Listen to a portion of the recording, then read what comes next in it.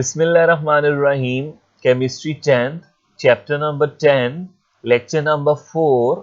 आज हमारा जो टॉपिक है वो है केमिकल प्रॉपर्टीज ऑफ एसिड्स। इस वीडियो में हम हाफ प्रॉपर्टीज को डिस्कस करेंगे। So this is part A of this video और बाकी की प्रॉपर्टीज को हम पार्ट बी में डिस्कस करेंगे। सो जनरल प्रॉपर्टीज ऑफ एसिड और उसमें सबसे पहले फिजिकल प्रॉपर्टीज की बात कर रहे हैं जी। फिजिकल प्रॉपर्टीज अगर आपको याद हो तो पहले लेक्चर में हमने एक टेबल किया था जिसमें एसिड और बेस का टेस्ट, उसके अलावा उनका लिटमस पेपर पर इफेक्ट, उसके अलावा हमने उनकी क्रॉसिवनेस को देखा था, इलेक्ट्रिकल कंडक्शन को देखा था। तो वो वाला जो टेबल था वो एक्चुअली फिजिकल प्रॉपर्टीज थी, तो आप उस टेबल को रिकमेंड कर सकते हो। ठीक है, आज का जो हमारा मेन टॉपिक है दैट इज केमिकल प्रॉपर्टीज या केमिकल रिएक्शन ऑफ एसिड्स। बहुत इंपॉर्टेंट टॉपिक है, लॉन्ग के लिए काफी दफा बोर्ड में आ चुका है, यू कैन सी इट। ठीक है, तो इसको स्टार्ट करते हैं। इससे पहले कि हम इसको प्रॉपरली स्टार्ट करें, कुछ कॉन्सेप्ट्स हैं वो आपने अपने जहन में रखने हैं। ठीक है, हमारे पास जो एसिड होता है स्ट्रेंथ के एतबार से हम उनको तीन तरह से देखते हैं। एक हमारे पास होता है एसिड कॉन्सेंट्रेटेड फॉर्म में। कॉन्सेंट्रेटेड फॉर्म क्या होती है? आप हमेशा एसिड का सोल्यूशन वाटर में रेडी करते हो, तो अगर तो वाटर के अंदर एसिड ज्यादा हो, वाटर कम हो, तो उस एसिड को हम कहते हैं कि इसकी स्ट्रेंथ ज्यादा है, ये कंसेंट्रेटेड है। और अगर तो हमारे पास सॉल्यूशन में एसिड कम और वाटर ज्यादा हो तो वो डाइल्यूट होता है। और अगर वाटर बहुत ज्यादा और एसिड बहुत कम हो तो वो होता है जी वेरी डाइल्यूट। ये जो हमारे पास एसिड की तीनों स्ट्रेंथ जो है, अगर हम इनको कंसीडर करें तो इनके लिहाज से एसिड की रिएक्टिविटी मुख्तलिफ होती चली जाती है। यानी कि कंसंट्रेटेड एसिड जो है वो मुख्तलिफ तरीके से रिएक्ट करेगा, डाइल्यूट डिफरेंट तरीके से और वेरी डाइल्यूट डिफरेंट तरीके से। ठीक है, अब पहला रिएक्शन अगर हम देखें तो रिएक्शन विद मेटल्स है। ठीक है, एसिड का रिएक्शन है विद मेटल। और मेटल की भी आपने अपनी 9th क्लास में तीन कैटेगरीज पढ़ी थी चैप्टर नंबर 8 में। Number 1 very reactive metal, number 2 moderately reactive metal और नंबर 3 लीस्ट रिएक्टिव मेटल। अच्छा, ये मेटल की तीनों कैटेगरीज भी एसिड के साथ डिफरेंटली रिएक्ट करती हैं। ठीक है, तो एसिड की कंसंट्रेशन को डिफरेंट अगर हम करते जाएं, उसकी रिएक्टिविटी तब भी फर्क होती चली जाती है। और अगर मेटल की कैटेगरी भी डिफरेंट करते चले जाए तो उसकी रिएक्टिविटी भी फर्क होती चली जाती है। लेकिन हमारी बुक के स्कोप में ये रिएक्शन बड़ा एक लिमिटेड सा है और उसको आपने बड़े एक लिमिटेड वे में याद करना है। ठीक है, तो उसको हम देखते हैं। तो कहता है जी एसिड रिएक्ट एक्सप्लोसिवली। एक्सप्लोसिवली कहते हैं बहुत तेजी से, विगरसली रिएक्शन होता है with metal like sodium, potassium and calcium. अब ये तीनों भी रिएक्टिव मेटल है। हाउएवर डाइल्यूट एसिड, अगर हम ACl और H2SO4 की बात करें, रिएक्ट मॉडरेटली, दरमियाने दर्जे का रिएक्शन होता है with these metal like magnesium, zinc, iron and aluminium to form their respective salt and evolution. Evolution कहते हैं निकलना ऑफ हाइड्रोजन गैस। अब हमारी बुक के स्कोप में इस रिएक्शन को जब हम देखते हैं तो हमारे पास डाइल्यूट एसिड का रिएक्टिव मेटल के साथ रिएक्शन है। वैसे तो ये डिफरेंट वैरायटी है इस रिएक्शन में, बहुत ज्यादा बड़े आने वाली क्लासेस में आप जाके देखोगे कि मेटल और एसिड की जब हम रिएक्शन करवाते हैं तो एसिड की डिफरेंट कंसंट्रेशन हो और मेटल की जो रिएक्टिव मेटल की जो कैटेगरी है उसको भी डिफरेंट करते चले जाए तो प्रोडक्ट डिफरेंट होती चली जाती है। लेकिन आपने अपनी बुक के स्कोप में रह के देखना है तो मेटल और एसिड के रिएक्शन से दो चीजें बनेंगी, सॉल्ट और हाइड्रोजन गैस। ये जो मैंने आपके सामने लिखा है इसको हम बोलते हैं वर्ड इक्वेशन। तो रिएक्शन की अगर आप वर्ड इक्वेशन याद कर लेते हो ना तो आपका जो है वो रिएक्शन आपको याद करने में काफी आसानी हो जाती है। अच्छा, ये वर्ड इक्वेशन आप जो है इसको अच्छे से देख लो कि मेटल और एसिड यानी कि रिएक्टिव मेटल डाइल्यूट एसिड से जब भी रिएक्ट करेगी तो एक अदद सॉल्ट और साथ में हाइड्रोजन गैस बनेगा। अच्छा, हमारी बुक के स्कोप में दो एग्जांपल ली है जिसमें एक एग्जांपल में मेटल जिंक है और दूसरी में एल्यूमिनियम है। और पहली एग्जांपल में जो एसिड है वो सल्फ्यूरिक एसिड लिया हुआ है और दूसरी में हाइड्रोक्लोरिक एसिड लिया, तो मेटल की जगह हमने जिंक लिया। अच्छा देखो, ये ब्रैकेट में छोटा सा एस आपको नजर आ रहा है, this is state symbol. State symbol क्या होता है? हमारे रिएक्टेंट या प्रोडक्ट की स्टेट को जाहिर करता है कि वो किस फिजिकल स्टेट में, स्टैंडर्ड फिजिकल स्टेट क्या है। जिस तरह जिंक एक मेटल है तो ये सॉलिड फॉर्म में होगा। अब जब भी कोई भी एसिड हो या कोई भी बेस हो तो उसके नीचे आप देखोगे कि AQ लिखा है, एक्वा सॉल्यूशन लिखा हुआ है, ठीक है। और नॉर्मली जो सॉल्युबल सॉल्ट होते हैं जो पानी में हल हो जाते हैं तो उनके नीचे भी AQ लिखा होगा, ठीक है। और हाइड्रोजन बीइंग अ गैस, इसके नीचे क्या लिखा हुआ है, G। अब देखो जो रिएक्शन का फर्स्ट हाफ है या जो रिएक्टेंट साइड है वो आप बना सकते हो by looking at the heading of the reaction. देखो हम क्या कर रहे हैं, एसिड का रिएक्शन किसके साथ, मेटल। तो जिस तरह मैंने आपको कहा कि आप क्विकली याद कर लो कि हमारी बुक में जो इस रिएक्शन के केस में सिर्फ दो मेटल है, एक जिंक और एक एल्यूमिनियम। और एसिड हमारे पास सल्फ्यूरिक एसिड और हाइड्रोक्लोरिक एसिड है। तो मेटल आपने जब भी ये फिर नेक्स्ट याद करके रिएक्शन को लिखेंगे तो आपके ज़हन में आ जाएगा, हाँ भी मेटल के साथ रिएक्शन है तो पहला जिंक के साथ और एसिड कौन सा होगा, सल्फ्यूरिक एसिड। तो मेरे कहने का मकसद ये है कि आप हेडिंग को देखते हुए अपनी रिएक्टेंट साइड को बना सकते हो। अच्छा, रिएक्टेंट साइड बन गई, अब प्रोडक्ट साइड बनाने के लिए आपको वैलेंसीज का आना बहुत जरूरी है ताकि आप अपने प्रोडक्ट के करेक्ट फॉर्मूला लिखें और अगर बैलेंसिंग की जरूरत है तो उस इक्वेशन को करेक्टली बैलेंस करें, ठीक है। अब देखो जो जिंक है ना, वो बीइंग अ मेटल ये इलेक्ट्रोपॉजिटिव इलेक्ट्रॉन लूज करता है। और कितने इलेक्ट्रॉन लूज करना चाहता है, दो। और जब ये रिएक्शन के दौरान दो इलेक्ट्रॉन लूज करता है तो ये क्या बनाता है, Zn+2। और इन सिंपल वर्ड्स में कह सकता हूं जिंक की वैलेंसी होती है +2 और हाइड्रोजन इसमें देखो दो है सल्फ्यूरिक एसिड में। और हाइड्रोजन एक की वैलेंसी क्या होती है, +1, दूसरे की भी वैलेंसी +1। और ये जो दूसरा इसके साथ नेगेटिव जो ग्रुप अटैच है, जो ये नेगेटिव रेडिकल अटैच है, सल्फेट ग्रुप बोलते हैं इसको, SO4। और इसकी वैलेंसी क्या होती है, -2।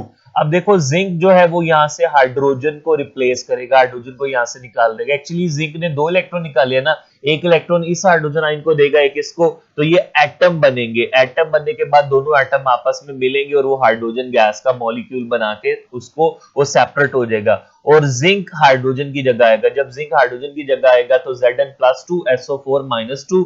तो ये बेसिकली अगर आपने 9th में chapter number 1 how to write chemical formula याद हो तो वैलेंसी देखो, जब दोनों पॉजिटिव और नेगेटिव आयन की वैलेंसी सेम हो जाती है तो वो कैंसिल हो जाती है, वो ऑफसेट हो जाती है। तो ये भी कैंसिल, ये भी कैंसिल, तो फॉर्मूला क्या बनेगा, ZnSO4। तो this is the right way to understand and to learn the chemical equation कि आप वैलेंसीज के अकॉर्डिंगली उसको याद करो। तो zinc, sulphuric acid, zinc sulphate और हाइड्रोजन बन जाता है। ये वैसे सिंपल रिएक्शन है, इसमें केमिकल फॉर्मूला वैसे भी सीधा सीधा बन सकता है कि जिंक को आप रिप्लेस कर दो इस हाइड्रोजन की जगह, हाइड्रोजन निकल जाएगा तो ZnSO4 और H2 बन जाएगा।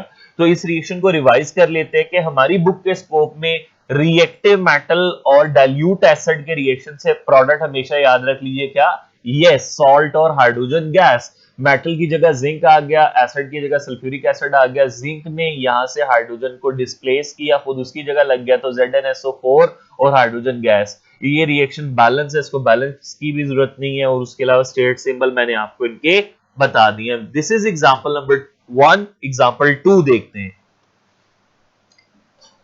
अब ये एग्जांपल 2 है, ये थोड़ी टेक्निकल है, इसको बड़े गौर से देखिएगा। उसी तरह एल्यूमिनियम मेटल है, ACl एसिड है, तो दो ही चीजें बनेंगी, सॉल्ट और हाइड्रोजन गैस। अब देखो सॉल्ट किस तरह बनाना है, एल्यूमिनियम की वैलेंसी क्या होती है जी, +3। ACl लिखते हैं उसकी +1 और Cl की -1। अब हाइड्रोजन यहां से डिस्प्लेस होगा, एल्यूमिनियम हाइड्रोजन की जगह आएगा तो क्या बनेगा, Al+3 Cl -1।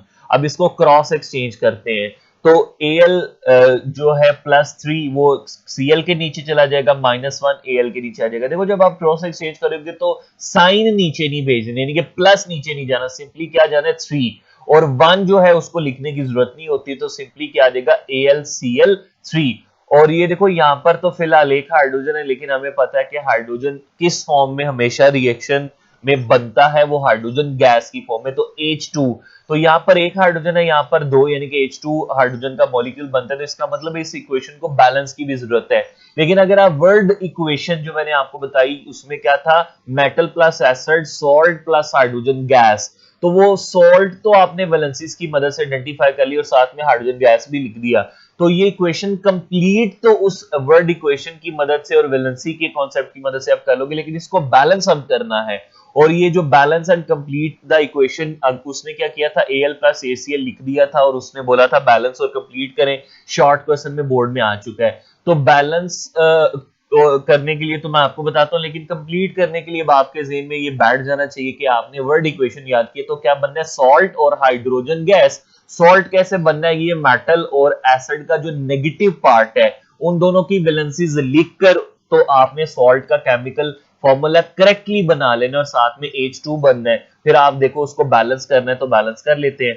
अभी हमारे पास इक्वेशन है, ये बैलेंस नहीं है, तो बैलेंस का तरीका कार क्या है, बैलेंस करने के लिए सबसे पहले आपने क्या करना होता है, मेटल को बैलेंस करना है, फिर आपने नॉन मेटल को बैलेंस करना है। अच्छा, नॉन मेटल के बाद आपने ऑक्सीजन और हाइड्रोजन है तो ये भी नॉन मेटल, लेकिन ऑक्सीजन और हाइड्रोजन के अलावा जो नॉन मेटल होगी उसको पहले और ऑक्सीजन और हाइड्रोजन को बाद में बैलेंस करना है, तो बड़ा स्मूथली आपकी बैलेंसिंग हो जाएगी। अब देखो मैं Al को देखो, यहां पर Al के साथ इस तरफ और नीचे कुछ नहीं है तो मतलब एक एटम है, और इसी तरह Al के साथ या नीचे कुछ नहीं है तो इसका भी एक एटम है। ये जो Cl है ये 3 का है, Al के नीचे कुछ नहीं है तो 1 है, तो मेरी मेटल तो बैलेंस है। अब मैंने क्या देखना है, नॉन मेटल को, लेकिन वो हाइड्रोजन ऑक्सीजन के अलावा होनी चाहिए। तो Al के बाद मैं देखूं तो इधर H है, H को भी मैंने नहीं करना। Cl क्लोरीन है तो क्लोरीन को मैं बैलेंस करूंगा। क्लोरीन की दूसरी तरफ क्या लिखा हुआ है, 3। क्लोरीन के 3 एटम्स हैं, तो जब आपने बैलेंस करना है ना, तो बैलेंस करने के लिए नंबर आपने केमिकल फॉर्मूला के साथ यूं बड़ा करके पुट करना है। तो मैंने यहाँ पे 3 पुट किया, तो जिससे क्लोरीन यहाँ भी 3 हो गए और क्लोरीन वहां भी 3। लेकिन अब आप देखो कि अब हमारे पास ऑक्सीजन तो इसमें है नहीं, हाइड्रोजन की तरफ चलेंगे तो हाइड्रोजन यहाँ पर कितनी है, 3, और यहाँ पर कितनी है, 2। देखो आपको मैं एक बिल्कुल परमानेंट टिप देता हूं कि जब बैलेंसिंग के दौरान ऐसा इशू आए कि एक तरफ 3 एटम हो एक तरफ 2 एटम हो, तो आपने क्या करना है, जहां 3 है ना वहां 2 से मल्टीप्लाई कर दो, और जहां 2 है वहां 3 से। तो यहाँ पे 3 था ना तो मैंने यहाँ 2 से मल्टीप्लाई कर दिया, और यहाँ पे 2 था तो मैंने यहाँ पर 3 से मल्टीप्लाई कर दिया। अब 2 3 6 हाइड्रोजन यहाँ पर है और 2 3 6 हाइड्रोजन इस तरफ है। लेकिन एक गड़बड़ होगी, हमने जब इसको बैलेंस किया तो हमारी क्लोरीन की बैलेंसिंग चेंज होगी। क्लोरीन तो 3 थे ना, 3 थे, 3 थे यहाँ पर, तो वो 2 3 वो क्लोरीन भी 6 हो गए, तो क्लोरीन 6 हो गए, तो मुझे इस तरफ भी क्लोरीन को 6 करना पड़ेगा। तो यहाँ पर 3 है तो किससे मल्टीप्लाई करूं, 2 से मल्टीप्लाई करूंगा। तो जब मैं 2 से मल्टीप्लाई करूंगा 2 3 6 हो जाएगा। लेकिन एक और प्रॉब्लम खड़ी होगी, अब ये 2 एल्यूमिनियम के साथ भी है, तो एल्यूमिनियम उधर तो 1 थे इधर 2 हो गए, तो मैं यहाँ पे एल्यूमिनियम के साथ भी थोड़ा 2 पुट कर दूंगा। तो ये मेरी ओवरऑल बैलेंसिंग हो गई। ठीक है, आपने जब इसको बैलेंस करना है तो ये सारे जो स्टेप्स हैं ये आपने रफ पर करने हैं, लेकिन जब आप प्रैक्टिस करोगे तो आपको जो है ये काफी ज्यादा ज़हन में ही बैठ जाएगा कि इसको हमने किस तरह से बैलेंस करना है। तो ये सारे स्टेप करने की जरूरत नहीं होगी, इनिशियली तो आपको ये जरूरत पड़ेगी। अच्छा चलो, अगर आप कहते हो कि सर ये मैंने नहीं करना, मुझे प्रॉब्लम है, तो फिर एक और शॉर्टकट है, आप यूं याद कर लो, 2 6 2 3 26 23, यानी कि 26 23 के पहले के साथ 2 दूसरे का 6, उसके बाद पहले के साथ 2 दूसरे के साथ 3, यूं याद कर लो। ठीक है, लेकिन प्रॉपर वे तो यही है बैलेंस करने का। ठीक है, तो होपफुली ये रिएक्शन भी समझ आ गया होगा। अगर इसमें कोई प्रॉब्लम है तो इस पोर्शन को आप रिपीट करें, वीडियो को दोबारा सुने और आप इसको अपना अच्छे से सीखें और फिर आगे चले वीडियो में। ओके जी, नेक्स्ट रिएक्शन है, इंपॉर्टेंट है बहुत ज्यादा, reaction with carbonates and bicarbonates. तो सबसे पहले तो सीख लेते हैं जी कार्बोनेट किस बला का नाम है और बाइकार्बोनेट किस बला का नाम है। ठीक है, तो कार्बोनेट कहता है एक सॉल्ट कंटेनिंग एनाइन CO3-2। तो कार्बोनेट एक ऐसा सॉल्ट होता है जिसमें एनाइन क्या चीज हो, CO3-2, और ये CO3 को ही हम कहते हैं कार्बोनेट, और इसकी वैलेंसी क्या होती है, -2। अब देखो एक सॉल्ट में दो आइंस होते हैं, आप अच्छे से जानते हो, कैटाइन यानी कि पॉजिटिव आइन और एनाइन और नेगेटिव आइन। नॉर्मली कैटाइन में मेटल होता है और एनाइन में, तो कार्बोनेट के केस में उसने हमें बताया कि एनाइन क्या होगा, CO3-2। हमारी बुक में जो कार्बोनेट की एग्जांपल दी है उसमें मेटल उसने लिया हुआ कैल्शियम, और कैल्शियम की वैलेंसी क्या होती है, +2, कार्बोनेट की क्या होगी, -2। तो वैलेंसी सेम है, ऑफसेट होगी, तो हमारा जो पहला कार्बोनेट जो हमने यानी कि सॉल्ट याद करना है वो क्या है, CaCO3। तो ये कार्बोनेट होता क्या है, ये सॉल्ट है, और ये फॉर्मूला यहां तक कैसे बना ये भी मैंने आपको बता दिया। इसी तरह बाइकार्बोनेट की बात करते हैं, ये भी एक सॉल्ट है। ये कैसा सॉल्ट है जिसमें N9 कौन होगा, HCO3-1 यानी कि बाइकार्बोनेट। अच्छा, अब उसमें सॉल्ट में इसी तरह कैटाइन N9, और कैटाइन की जगह मेटल होगा, N9 की जगह ACO3 हाइड्रोजन कार्बोनेट, और जिसकी वैलेंसी होती है -1। और मेटल की जगह हमारी बुक में उसने सोडियम लगाया हुआ है, सो Na+1 ACO3 -1 वैलेंसी सेम है, कट ऑफ होगी तो हमारे पास क्या फॉर्मूला बनेगा, NaHCO3। तो होपफुली ये मेटालिक बाइकार्बोनेट भी आपको समझ आएगा। फिर उसकी तरह इस पिछले रिएक्शन की तरह इसमें भी वर्ड इक्वेशन सीख लो कि मेटालिक कार्बोनेट या मेटालिक बाइकार्बोनेट। मेटालिक क्यों कह रहा हूं, क्योंकि मेटल बेसिकली इसमें सॉल्ट में होता है ना, मेटल और कार्बोनेट अटैच होकर सॉल्ट बनाते हैं। एसिड के साथ जब भी रिएक्शन होगा हमेशा तीन चीजें बनेगी। नंबर 1 फिंगर टिप्स में मेरे साथ करो, salt, number 2 water, number 3 carbon dioxide. क्या क्या बनना है, सॉल्ट, वाटर, कार्बन डाइऑक्साइड। तो ये एमसीक्यूज में पूछ सकता है कि कार्बोनेट या बाइकार्बोनेट एसिड से रिएक्ट करते हैं तो कौन सी गैस बनती है, तो कार्बन डाइऑक्साइड गैस है इनमें से, तो वो बन रही है। तो ये आपने ये फिंगर टिप्स में पक्का कर लो। चलो मुझे बताओ क्या बनता है बाइकार्बोनेट और कार्बोनेट के एसिड के रिएक्शन से, तीन चीजें, शाबाश, कौन सी, सॉल्ट, वाटर और कार्बन डाइऑक्साइड। अब आप देखो मेटालिक कार्बोनेट की जगह क्या एग्जांपल हमारे हमने देखी, कैल्शियम कार्बोनेट, और साथ में क्या कौन सा एसिड लिया, ACl।